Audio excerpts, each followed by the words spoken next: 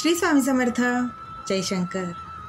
आपले स्वामी हे ब्रह्मांडांचे ब्रह्मांड नायक आहे आणि आपल्या स्वामींची सर्व पंचमहाभूतांवरतीही सत्ता आहे. त्यामुळे आपल्या स्वामींचे 2 असे प्रभावी मंत्र आहेत ज्याचे अनुष्ठान आपल्या स्वामींच्या प्रकट दिनापर्यंत नक्की करावे. कारण स्वामींची कुठलीही सेवा आपण केली आणि जर ती पूर्ण श्रद्धेने केली तर स्वामी आपल्याला कुठल्याही संकटातून नक्कीच बाहेर काढतात आणि आपल्याजवळ कुठली संकटही येतही नाही. आणि संकट मुळातच आपल्या आयुष्यात येतात, तीच आपल्या विश्वासाची परीक्षा बघण्यासाठी स्वामी आपल्याला संकट देत असतात, पण त्यातून मार्गही आपले स्वामीच काढत असतात. त्यामुळे स्वामींचे हे 2 प्रभावी मंत्राचे अनुष्ठान कसे करायचे आणि ते 2 प्रभावी मंत्र कुठले आहेत, अगदी सोपे मंत्र आहेत.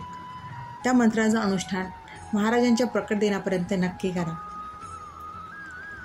शक्यतो या मंत्राचं अनुष्ठान हे ब्रह्ममुहूर्तावर म्हणजे जर पहाटे करायला जमलं तर नक्कीच करावं. पहाटे साधारण 5 वाजता महाराजांच्या ह्या अनुष्ठानाला सुरुवात करावी. अनुष्ठान करताना आधी संकल्प सोडायचा आहे, कारण का कुठलीही सेवा जर आपण संकल्पयुक्त करत असू तर ती सेवा एक शिस्तबद्ध पद्धतीने होते आणि त्यामुळे महाराजांचं सानिध्य, महाराजांचा अनुभव आपल्याला नक्कीच येतो. प्रत्येक सेवा करताना मनात कुठलाही हेवादावा न ठेवता किंवा याला अनुभव आला आहे, याला इतक्या दिवसाची सेवा अनुभव आला आहे, तिला तितक्या दिवसाची सेवा करून अनुभव आला आहे, हा विचार न ठेवता आपल्याला फक्त महाराजांची सेवा करायची आहे. आणि मनापासून श्रद्धा ठेवून जर महाराजांची सेवा केली तर महाराज आपल्याला नक्कीच अनुभव देतातच. काही गोष्टींना उशीर लागत असेल तर ते आपले प्रारब्धाचे भोग समजावेत.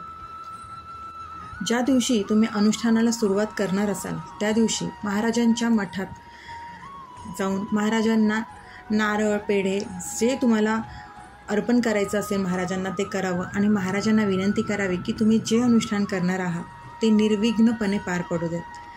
आणि त्या दिवसापासून महाराजांच्या अनुष्ठानाला सुरुवात करावी.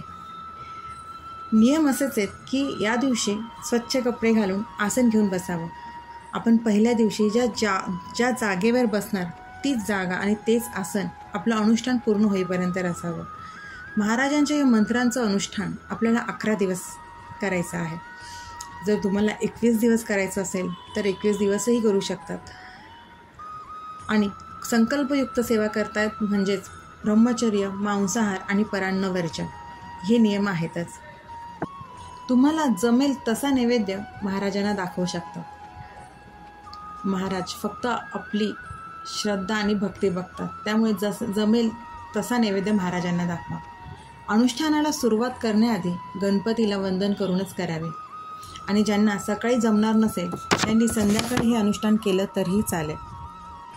आता महाराजांचे ते 2 प्रभावी मंत्र कुठले आहेत, त्यातला पहिला मंत्र म्हणजे तो आपल्या सर्वांनाच माहिती आहे, म्हणजे श्री स्वामी समर्थ, आणि दुसरा म्हणजे ओम स्वामी समर्थ. या मंत्राच्या 11 माळा म्हणजेच दोन्ही मंत्राच्या 11 माळा म्हणजेच 22 माळा होत्या. असे हे अनुष्ठान 11 दिवस नक्कीच करावे. तुमच्या मनात जी काही इच्छा असेल ती स्वामींना सांगून ह्या अनुष्ठानाला सुरुवात करावी. महाराज आपल्याला नक्कीच इच्छा पूर्ण करतात, तसे अनुभवही महाराज देतातच. फक्त कुठलीही संकल्पयुक्त सेवा करताना स्वामी तेवढी परीक्षाही बघतात, त्यामुळे त्या परीक्षेला सामोरं जाण्याचीही तयारी आपली असावी. या परीक्षेमध्ये आपली विश्वासाची पायरी जर भक्कम असेल तर महाराज आपल्याला नक्कीच याच्यातनं मार्ग दाखवतात आणि आपली सेवा ते स्वतः पूर्ण करून घेतात. त्यामुळे महाराजांवरती निसंकोच विश्वास ठेवून, आपल्या भक्तीवरती दृढ विश्वास ठेवून कुठलीही सेवा करताना प्रामाणिकपणे, आपले कष्ट प्रामाणिकपणे, मनात कुणाबद्दलही द्वेष न ठेवता हे सेवा करावी. महाराज कितीही वेळी वाकडी सेवा आपल्याकडनं झाली असेल आणि आपलं मन निर्मळ असेल तर ती सेवा मान्य करून घेतात. त्यामुळे हे महाराजांचे साधे सोप्या मंत्राचे अनुष्ठान नक्की करा आणि अनुभव घ्या. श्री स्वामी समर्थ. अशक्य ही शक्य करतील स्वामी, अशक्य ही शक्य करतील स्वामी.